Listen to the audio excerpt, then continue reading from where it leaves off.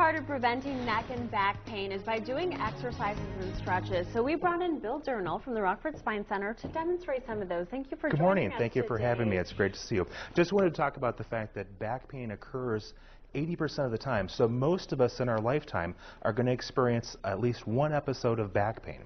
The good news about that is most back pain will completely resolve itself with a little bit of some activity and a little bit of time, which is what we want to talk about.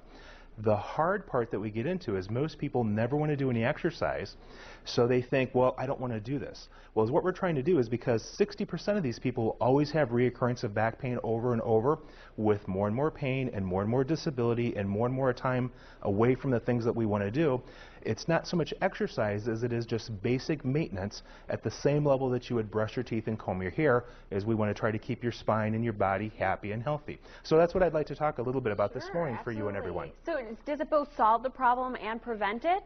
It's exactly right. One of the reasons that we're having back pain is because the back is not doing what it's designed to do. So in times of work and stress and too much sitting and too much lifting, our back muscles become imbalanced, our mobility becomes unbalanced, and then of course we get pain.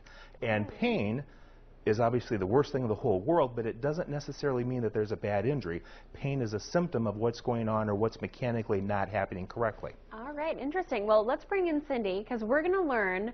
Oh, yeah, Cindy. You're doing these with me. Come on in. I care about your neck, too. Oh, thanks. All right, well, good morning. Good morning. Well, let's have Cindy go ahead and sit in the chair. A lot of times people always want to do, what can I do to avoid pain and injury, but I don't want to lay down at work and I've got a work issue. So one of the things that we're going to do is we're going to take an ankle and cross it right over your knee, and then we're going to sit up nice and tall with good posture, and we're going to real gently give that knee a hug with both of those hands and pull it all the way up so that we're feeling some stretch into that low back and pelvic area.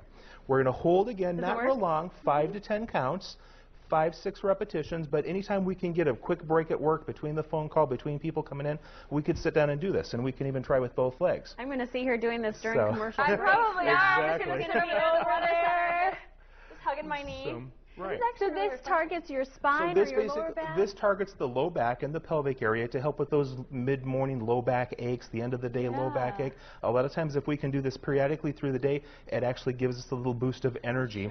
And maybe we don't have to run to all the stores to get the energy boost. We can just do it with a little stretching. Okay, well, we have time for one more exercise let's go ahead and we'll stand on up. You can test me out now. Okay, yeah, we'll stand on up. Another quick way to use at work is we're just going to turn around a little bit sideways with our work chair. Okay. And you're going to come right over here and stand. And we're just going to put one leg up in the chair to do a little bit of some stretch. Like this? Yep, all the way out straight. Okay. And this is going to get the hamstring and the low back. My flexibility. Exactly. So one of the things that we're going to do is we're going to do an easy stretch. And we're going to stretch with the same arm forward enough to feel a gentle stretch. Don't want to cause any pain, don't want to make any funny faces, but just a gentle stretch. So just one leg up, one leg up, a little forward. Okay. I can see you now in the newsroom later on today. Here's going to be the crazy thing. Let's see how it changes with the same leg up, and we do the different arm. Okay.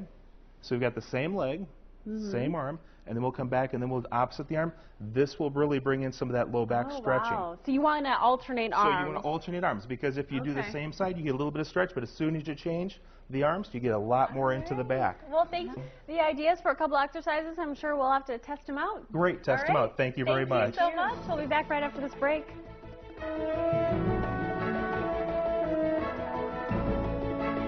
For big